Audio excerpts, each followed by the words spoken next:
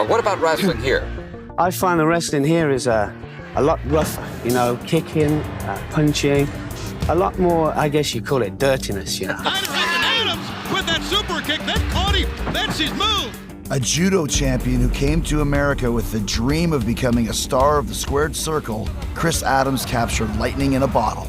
The stardom that Chris Adams got at World Class Championship Wrestling, because you got to realize, on that level that Chris Adams was here, you were a big star everywhere. The gentleman from England, Chris Adams. Chris was the perfect gentleman over there. With his athleticism, determination, and charm, Chris had all the tools to become a megastar.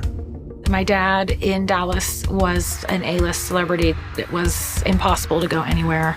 He had this thing with Steve Austin where he trained Steve. Steve was going to make it in wrestling. But behind the curtain, Chris's most challenging opponent was himself. Life got in his way a lot of times. Sometimes Chris probably got in his own way. When he get a drink, man, Chris just turned into a different person, man. He didn't give a damn about nobody or nothing. Basically looking for you to say something that upsets him. He was definitely a Jekyll and Hyde. From Jekyll to Hyde. I'm telling you, it was Jekyll and Hyde. But alcohol brought out something that destroyed it. One man with two personalities on a downward spiral. Chris got drunk, got belligerent. He just started beating the hell out of him. There was a gun. We were friends. I was best man at his wedding. It was a bad situation. It was a nightmare.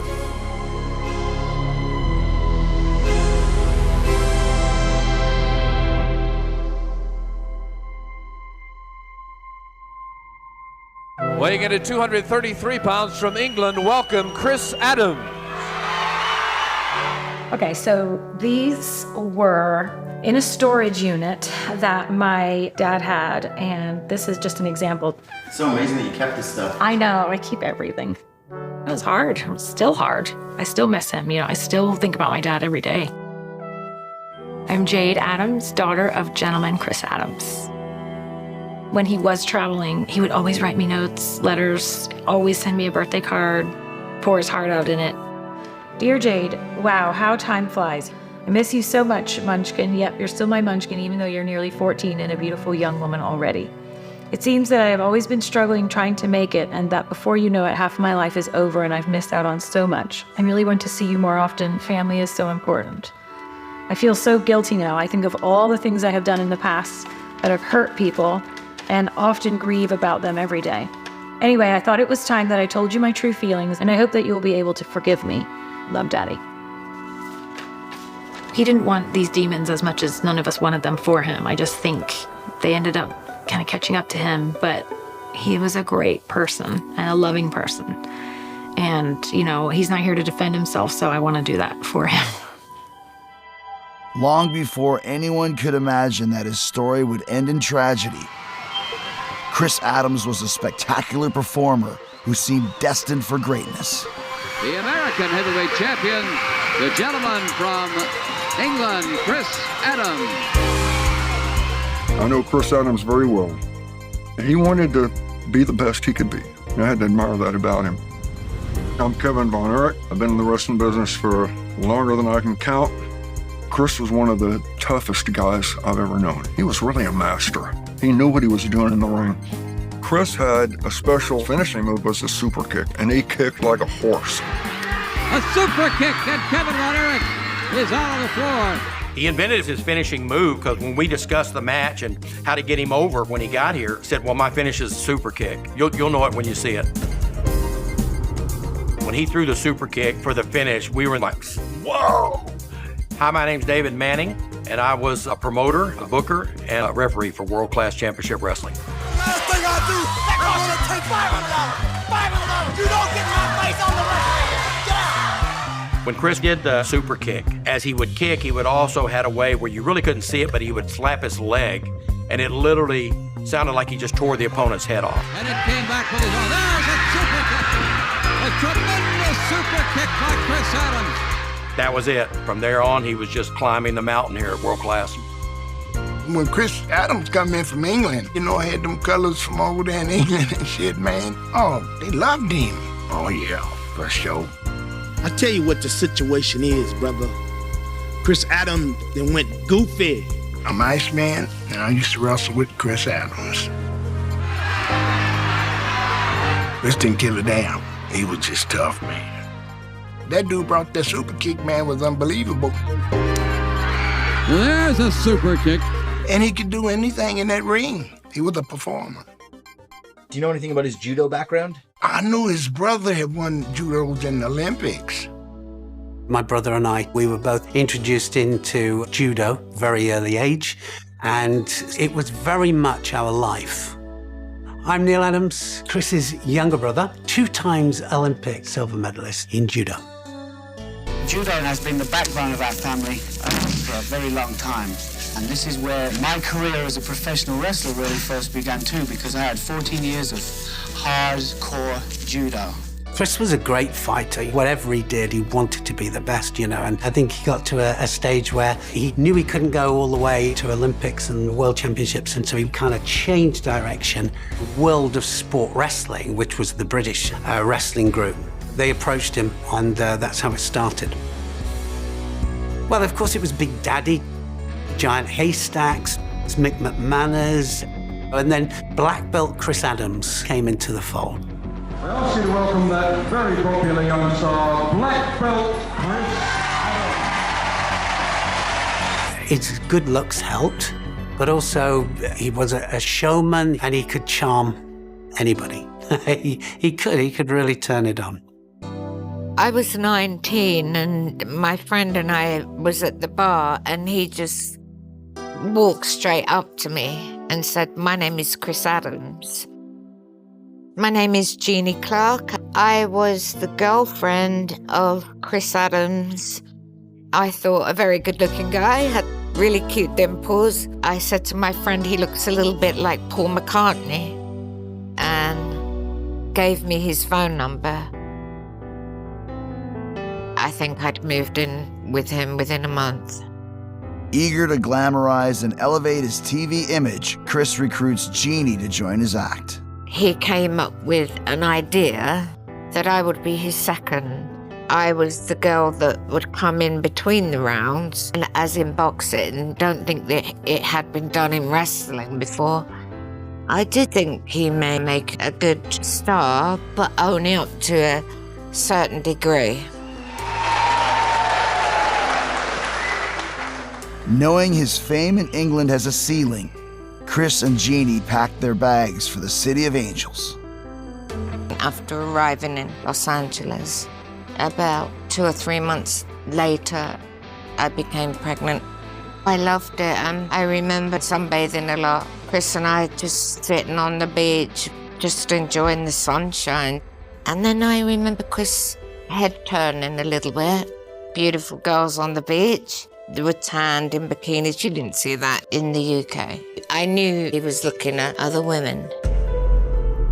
Probably my first red flags that something was going wrong, but because I was pregnant, I felt not good enough. Settling into their new life, Jeannie learns that she is pregnant, and with Chris traveling for work, she's often left alone in Redondo Beach. I didn't see a lot of Chris. It was very difficult. I was very pregnant and we didn't actually have a lot of money at that time. So Chris, he went to Mexico quite some time. I went back alone to the UK to give birth to Jade. And then finally Chris came back to the UK. He was happy, but he said we were going to go back, and that was the way it was. With the family back together, Chris is eager to return to the U.S. But for Jeannie, the thrill is gone. He started to stop coming home. I think he was seeing about different women. But I do recall the last straw was over a New Year's, because he said, "You can't come with me, but if you cook and get champagne, we'll have a meal together when I get back." And I did do that, and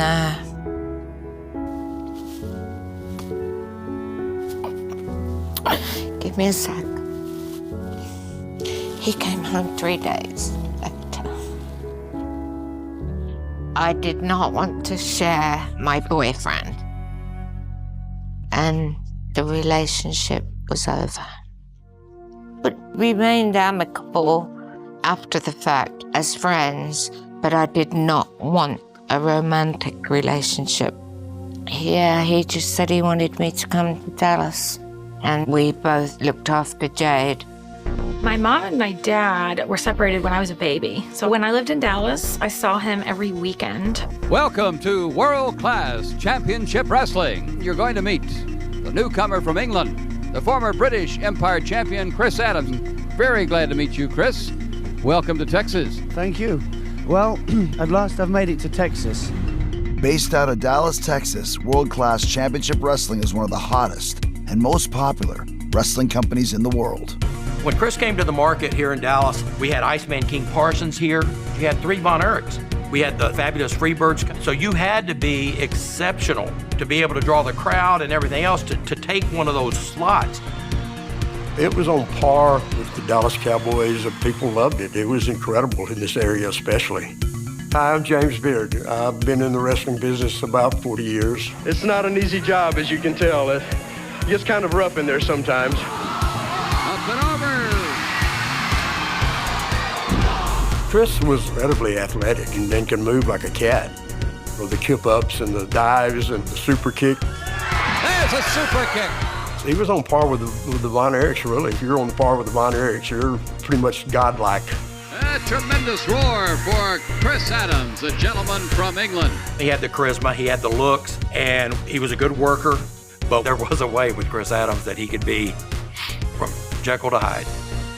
Now, when you people see this, I just want you to see the fire and the wildness in my eyes. I'm gonna tell you, professional wrestlers are usually ex-bullies from high school. Chris was like that too. In Dallas, when he first got in the territory, a guy would drive with him to the towns, and the guy got lost once. And we have a rule in World Class: you're at the show an hour before the show. If you're not there, then there's problems. Well, Chris was late. He blamed it on the guy that was driving him. When you pissed Chris off, his eyes would shine red. Like a light was on in there. And he choked him almost to death. Chris almost killed him. He goes, "Well, Kev, some people are hardliners. Kev, I don't want him to do it again." That's Chris without being drunk. It scared a lot of people. Chris gave off an aura, like this guy's out of control. You know, he may hurt other people too.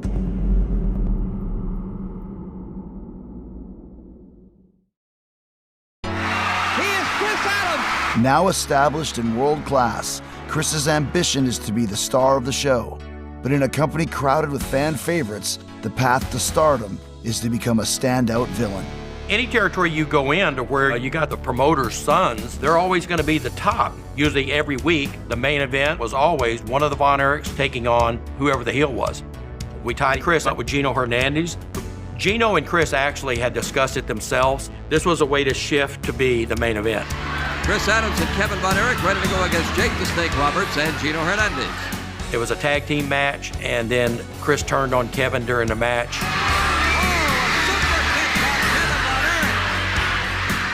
A strange turn of events. The next thing I know, he hit Gary, and then Chris hit him with a super kick out of nowhere. They turned Chris bad. Got with Gino, you know, it was a hell of a little team together, man. We're the dynamic duo. 1985 is going to be our year. They were good-looking guys, great chemistry. They both were great on the mic. Yeah, well, we're real bad, right? We're bad to the bone. They'd come to the ring with the strut. They had a way to antagonize the fans. They were bad to the bone. Chris and Gino, what a team that was. We decided we want to make the best wrestling show we can. It was a feeling of, let's beat what we did last time. Let's go wild out there.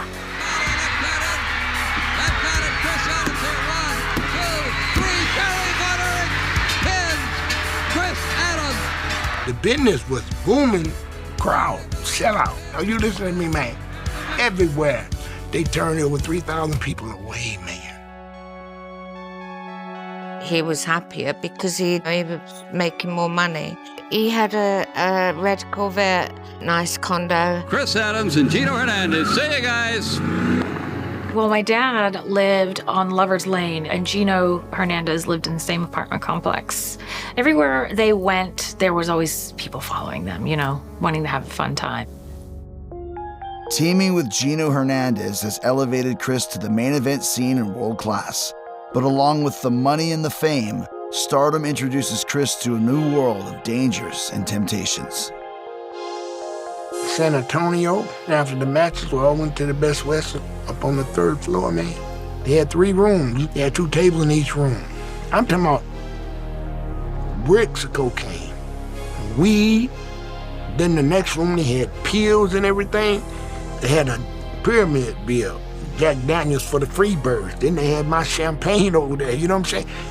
They said, and then they had a cop on each door. I say, how the they doing all this dope, and then these police out there, they getting the police officers $1,000 a piece, man. Police just turn their head, man. And women, unbelievable. You get more pussy on accident than you did on purpose. You hear me? I'm just keeping it real, man. Chris and Gino outside of the ring was always a dangerous situation. It'd be like you lit a fuse. The question is, when's it gonna explode? I mean, we're into sports cars, we're into fast cars, faster women, and fast life. I'm glad that they were good friends, but obviously, you know, it's sad, isn't it? You know, what happened? Hernandez's real name is Charles Wolf, was only 29 years old. The popular wrestling star's badly decomposed body was discovered late last night at his home in Highland Park. He had apparently been dead for several days. On February 2nd, 1986, Gino Hernandez dies of what was ruled as a cocaine overdose. It blew me away, man. That blew me the away. What has happened is a tragedy. He was a great competitor, one-time American heavyweight champion, several times Texas heavyweight champion. When you talk about someone like Gino Hernandez, man who lived the life in the fast lane and loved the life in the fast lane. In the wake of Gino's death, Chris's use of drugs and alcohol begins to worry those closest to him. Sometimes he'd phone me and I'd know if he'd had too much to drink. I really worried about that. I say, you need to calm down if you can, brother. Chris was Chris until alcohol got involved. And then it was Chris the Demon, and he would get mean, and he could get vicious. In Israel, it happened, and I'll never forget, I get a call from the local promoter there, and he's like, you gotta get over here, you gotta get over here. Chris got in an argument with the bartender, and he super kicked him in the side of the head, and it knocked his eye out. I mean, his eye literally came out. Despite the escalation of Chris's drinking and bar fighting, he strikes up a new relationship with a woman named Toni Collins. There was always a bar we would stop at in Fort Worth that gave us free alcohol for the publicity if we'd all come by there after the matches. And that's actually where he met Toni. One thing led to the other, and they ended up getting married. It was fast. He loved her. I know that for a fact. Toni was my brother Chris's mom. I loved her. She was like a mother to me. She was absolutely amazing. Next to kick too, here we go. Oh, hey. I think my dad met his match with her for sure. My name is Chris Adams Jr. I am Gentleman Chris Adams' son. My dad always said that she was a 6'4", 400-pound man trapped in the body of a 5'2", 100-pound woman. She was very strong-willed, she was very fierce, but also very kind and very loving. Within a year of meeting, Chris and Toni get married in Hawaii, but any hope that marriage might soften Chris's temper is quickly lost. We had a show in the Caribbean, and we were headed back into some kind of equipment malfunction on the plane. There was a delay for hours and hours. But ain't no air conditioner or nothing, it's just hot. People sweating and shit, so they serving drinks. Chris drank until they took off. Now they're headed back, they're in the air. And after about 2 more drinks, they cut him off, and they told him he couldn't have any more alcohol. I'm in my seat asleep, and the stewardess comes back and shakes me awake and says, please get your friend. He's pissed off. Chris had him already lit now. He said, get out the way, bitch. And when he said bitch, she said, wow, and he slapped him. And he slapped her back. And An airplane pilot reached in there and grabbed him and shook him and said, "What's your problem?"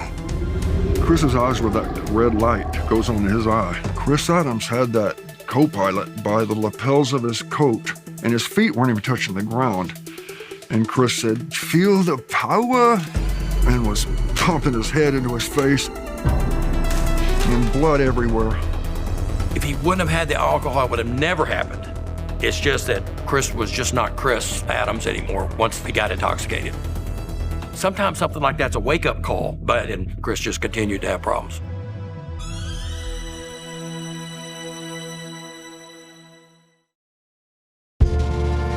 Arrested for headbutting a pilot on a flight back from Puerto Rico, Chris Adams has put the future of his career in jeopardy.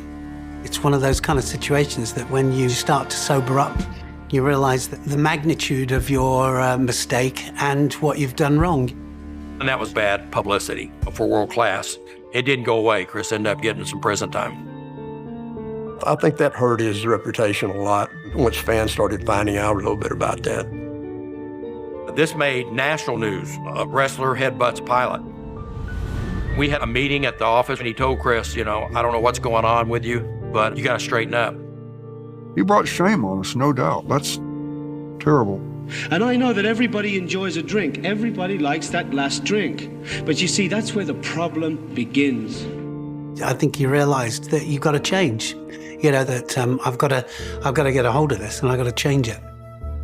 With his dangerous reputation now hindering his career, Chris begins looking for new ways to capitalize on his fame. Chris was always kind of industrious and looking for a way to make something outside the business. He used, I guess, that celebrity to kind of draw people into it. Hello, everybody. This is Gentleman Chris Adams here again to give you another update on my own personalized coaching class. We'll put you on your own course that lasts anything from 9 months to 2 years. I talked him into starting the wrestling school at the Sportatorium in the day. Hello, I'm Tom Lance, and I was very good friends with Chris Adams. One of our first students was, Steve Williams, who became Stone Cold Steve Austin. The name is not Steve Williams. It's Austin. Steve Austin. And don't forget it. What Chris did with Steve, was to teach him some of the basics, some of the fundamental principles of combat. You know the story on these two. Steve Austin, an individual off the street who came into the USWA Wrestling Academy. Chris immediately recognized the promise in this young blonde, helped him develop his body a little further. I give Chris credit. He did train Steve. While training Steve Austin, Chris introduces his new friend to an old flame. I want to bring down the sexiest girl in America, the gorgeous and lovely Jeannie. What relationship does he have with you? That's none of your business, Mark. What ended up happening was my dad put my mom and Steve together to do like an angle, and then they started dating. With his ex-girlfriend now dating his top student, Chris concocts an angle designed to put him back in the main event. Jeannie comes in as the ex, and she's teaming with Steve Austin, and that turned into a pretty hot angle. You're jealous of Steve because he is a real man. My mom, my dad, my stepmom, and my stepdad all did an angle together, wrestling, and it was wild. It was not your traditional job for your parents. And working with Chris, of course, I went through his school and I was his protege. Dude, I'd only been in the business for a few months. And I always remember, he was in control of our angle. Nobody was influencing what we did. Chris had the bottom line on that. So he was a very, very smart guy.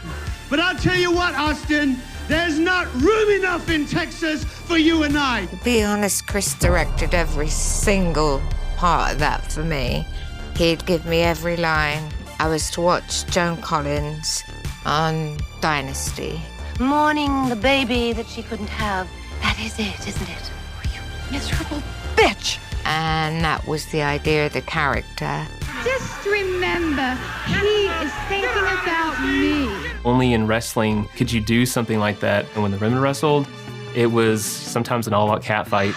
Jeannie goes after Tony. Pulling your hair, scratching eyes, slapping each other across the face, getting the kendo sticks, slapping each other. Anything that they could do to hurt each other, it was nasty sometimes. Well, neither one of us knew how to wrestle. The interviews were my favorite part. I am far superior to you. I have royal blood in my veins. She was born on a shrimp boat. She's jealous of me. She said, I can't believe you said that about me. And I said, Chris told me to say it. I'm sick and tired of you, girl. If you both don't back off, you're gonna end up getting hurt. And even when you get along, you know there's going to be some kind of issues there that just don't jibe together. You were my #1 student. You even wear my boots to the ring. There were some issues with Steve and Chris. I think there was a little bit of Chris seeing this guy that's coming along and he's really going to be a star. And I think Steve felt like he was probably being held back a little bit. There was some real life drama going on there too. He is accompanied by Lady Blossom, the WCW World Television Champion, Stunning Steve Austin. I think he was jealous that we went to WCW. I suppose he was jealous of the money. As Steve and Jeannie make the jump to the big time with WCW, Chris, frustrated, turns back to the bottle to nurse his bruised ego. When he was sober, he was, great. He was dad, he was awesome, he was there. When he started drinking, it just kind of changed. I know my mom kind of told me that's what it was like for her. When I was older, my mom would tell me they had an up and down roller coaster relationship. I think towards the beginning it was very good, and I think about halfway through it got pretty rocky. Man, just screaming and yelling, it was intense, especially if they'd both have been drinking or something like that. Chris had told me one time they're headed home from a show, they're in his Corvette. Tony's driving, Chris in the passenger seat, and the little boy, Chris Jr., was in the back. And he said that some reason they were arguing and she had stopped on the interstate, and a semi was coming, and luckily it went around them and didn't hit them. If it would have hit them, none of them probably would have lived. And it angered him so much that's when he got physical with her, and it beat her up, and messed her up. She had to have some facial surgery. I ain't cool with that shit. But I remember it wasn't until I was much older and she had shown me some of the pictures of her where that abuse had happened and she was in the hospital for a while. I couldn't believe it. And I say all these good things about Chris, but that's heinous. That's terrible. It's disgusting. I'm just now realizing how much stuff there was. I didn't put it all together, I guess. That's terrible.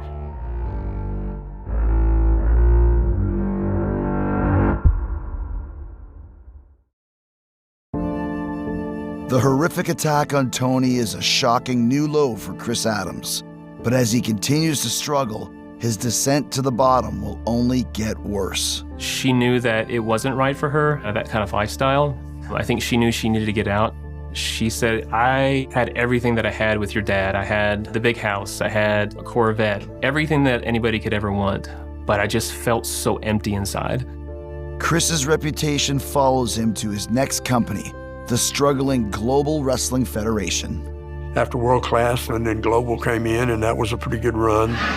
Chris Adams against Rod the Bod. Rod Price, he and Chris were battling for the GWF title.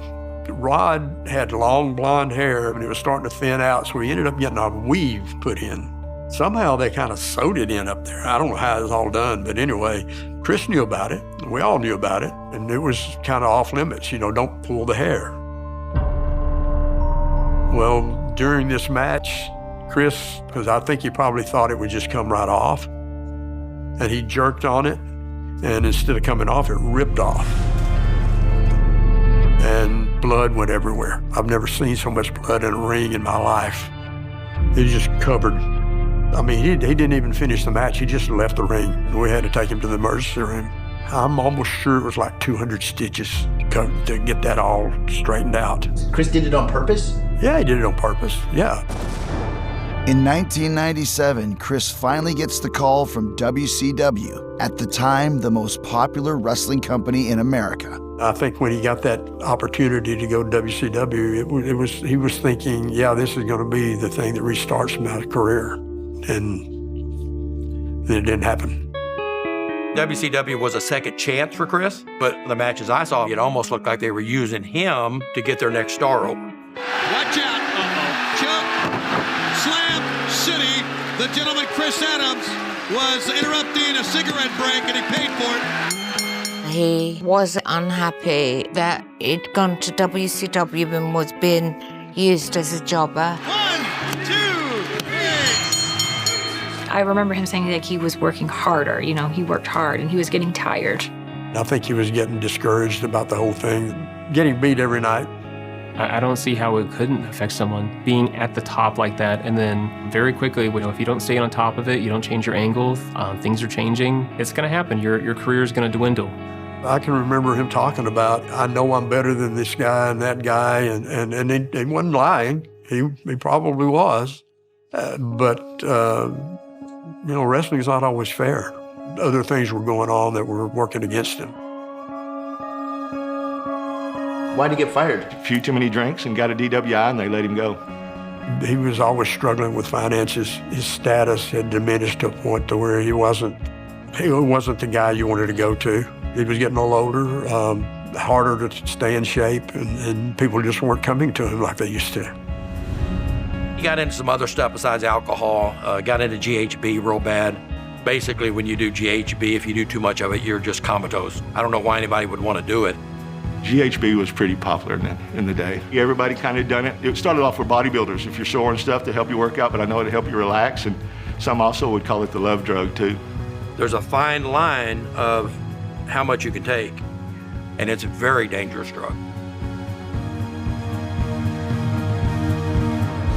Broke, unable to find work, and desperate for somewhere to live, Chris moves in with a friend of Tom Lance, a local wrestling fan known as Boo Ray. Chris was going through some tough times. Boo Ray had his place. Chris was needing kind of somewhere to stay and all that, so I introduced him. Wasn't for Boo Ray, I don't know what Chris would have done. Super good guy, cared about people, went above and beyond. That's why he was helping Chris. Chris was lost. But I loved Chris, he was my friend. Chris was really a nice guy. He was witty, he was fun, to be around. I'm Boo Ray, and Chris and I were good friends. He was a good enough friend that I trusted him in my house. He was really a delightful guy. We'd invite people over and cook out by the swimming pool, and we were having a good time. Well, they seemed to be getting along great, him and Boo Ray. Boo Ray paid the bills. He had no money. He might work one little show here and there, and it was hard for me to take money from somebody that hadn't made money in, 3 months. I was happy to help him, but also inside I was feeling I was being used. While living with Boo Ray, Chris meets a young woman named Linda. He was in love with Linda. I know he was in love with her.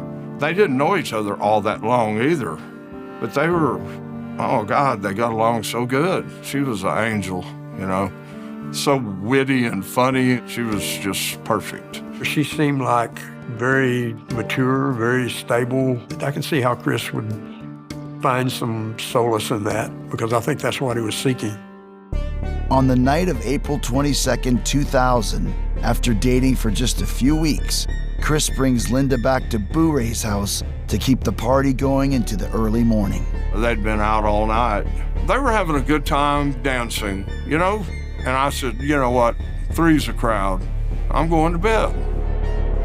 Chris told me this the next day, that they went on and got that little bit of GHB and got 2 small glasses and just split it.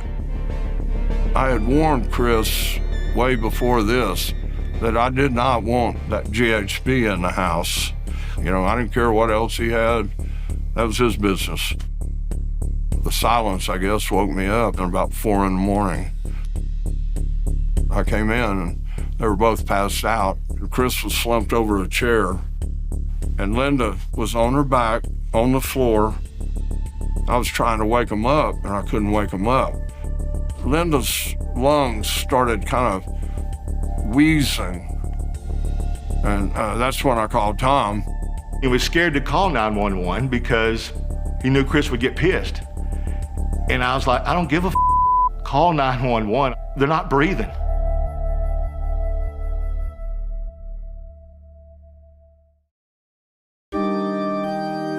Boo Ray wakes up in the middle of the night to find Chris Adams and Chris's girlfriend, Linda, unresponsive. The paramedics got there. I stayed on the phone with him, me and my wife. They're trying to wake Chris, and then they're working on Linda, and I hear them say flatline. And I was like, Boo Ray, did I just hear flatline? Because we know what that meant.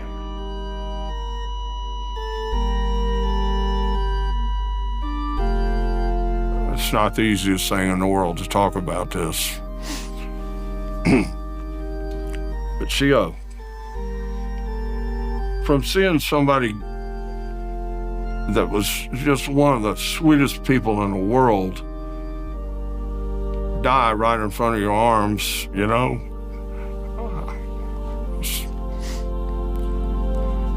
Is it Chris's fault that this happened? In my opinion, yes. He was careless. I never saw him use drugs. He just told me the truth that he gave Linda, you know, too much of this GHB and she died, and he was absolutely devastated. Several months later, they charged him with manslaughter. I think he definitely felt responsible for it. He was torn up about it. I mean, he legitimately torn down about what happened. After Linda died, he was going through a lot of ups and downs. You know, he had threatened suicide and this and that, and drinking a lot. His drinking had spiraled really bad. That would have been self-medicating. I think he was just totally freaking out, wondering if he was going to get out of the manslaughter charge and going from making money to no money. You know, he was miserable inside. I kind of got away from him, really didn't want to be involved that much. And there's times when you wonder if maybe if I'd reached out, maybe I could have talked to him. I don't know. I doubt it, really, to be honest with you. I don't know how you can talk somebody out of that hole. I really don't. It's, you know, very obvious my dad had an issue with, you know, drugs and alcohol. And I just wish that someone had stepped in and said, hey, Chris, you're doing too much. I think if it had happened today, I think he might still be alive.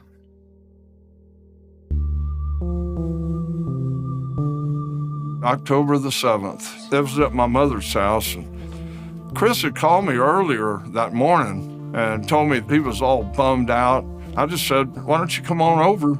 Finally, about 7, he showed up, and I had brandy. Of course, we had beer. And I'm still not sure what set him off. I must have said, you know, Chris, could you hold it down a little bit? My mother's trying to sleep. But anyway, boy, that's when he went berserk. I mean, just like boom, light switch.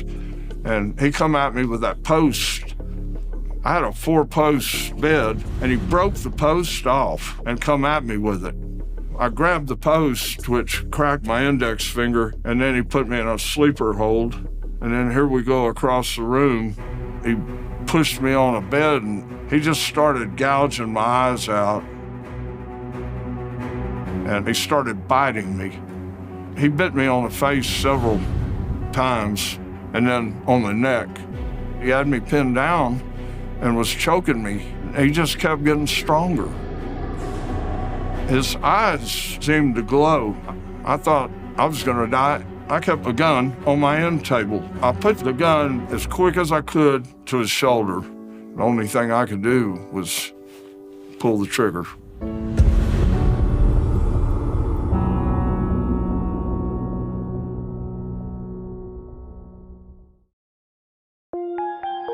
He went crazy. It was like he turned into an animal.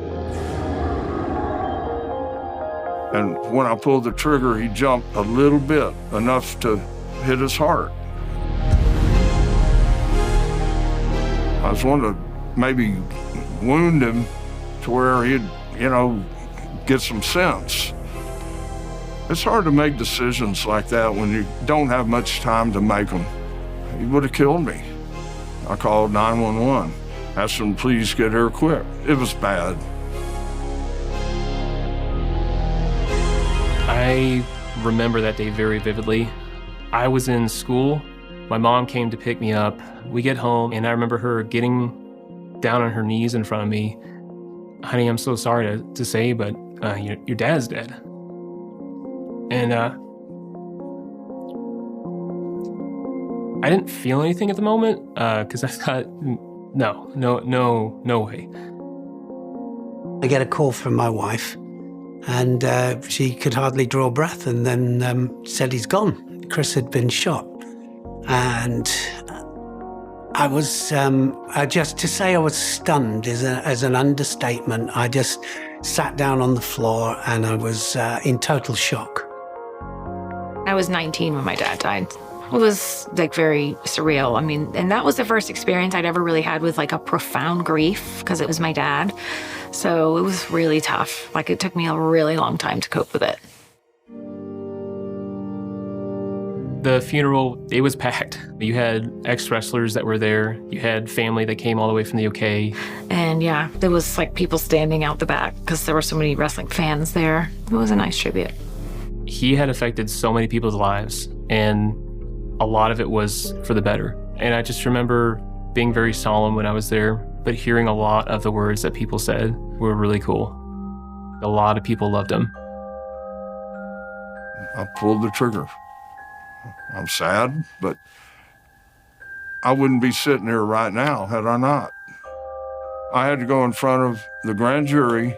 They said, it's over. What you did was an act of self-defense. It was almost like him or me. I feel like we really had no choice. I don't think he wanted to roll the dice. Something happened in there. Do I believe him that it was self-defense? No, I don't. A very sad and tragic accident between two very good friends. Alcohol being the common denominator and Bure being a victim as well because he has to live with it. So forgiveness has to be the best way forward. When you're close to somebody like that and then something crazy like that happens, whether he's trying to kill you or not, it's still taking another person's life away from them. That's not a good feeling. It's awful. It's awful. The thing about Chris that I'll never forget is just how incredibly talented he was. And it's a shame that that talent didn't lead to a longer and more fulfilled life. To me, it's just a sad story. I'll remember Chris Adams as a great wrestler in the ring, a great performer, a great athlete, but when it comes outside of the ring, when the alcohol would kick in, it was almost like he was looking for that edge of why he could get mad at you. And he was a person that once he realized he had an alcohol problem, he didn't choose to solve it. What a dichotomy. He had a great side and he had a terrible, ugly side that really outweighed the good. But I remember the good. I want my dad to be remembered as an amazing athlete who worked really hard and as a loving father to his kids, because I think his kids were everything to him. Just wish he could be here to see how we all ended up. I think he'd be proud of us. I think he'd be proud of my brother particularly. 1, 2, 3. There was so much more to my dad than just the wild, crazy party side. There was a reason why people called him the gentleman. There's a reason why my friends over in England would always say he could sing the birds out of the trees. He was very charming. He was very loving. He was a kind father. I want people to remember him as that person, as not just Gentleman Chris Adams, but as Chris Adams.